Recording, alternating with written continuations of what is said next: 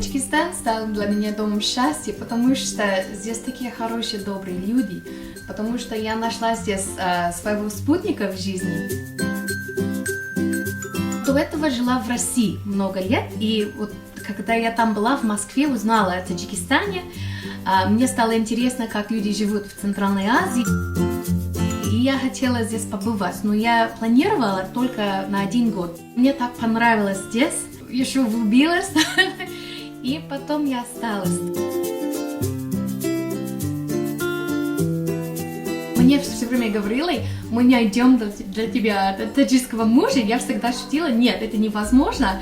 А потом мы случайно познакомились на конференции, и оказалось, что все наши друзья и знали меня, и знали мужа.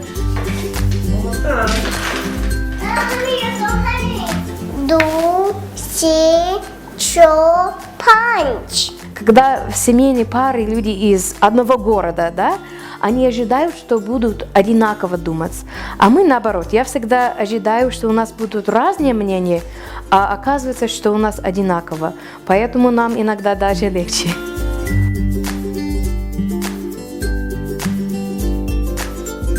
Я пришел в Таджикистан за футбол. Я раньше играю в Москве, потом там один агент меня видит, потом сказал, есть команда, которая Таджикистан. Надо там поедешь играть, регата даст.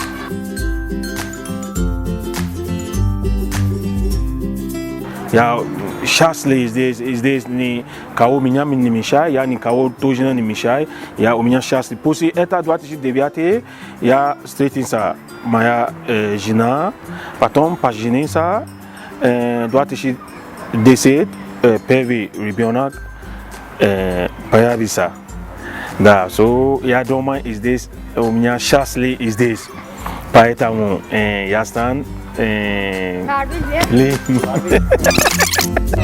чувствую, у меня здесь счастлив, поэтому я остаюсь здесь. У меня семья, у меня дети здесь, у меня работа тоже здесь.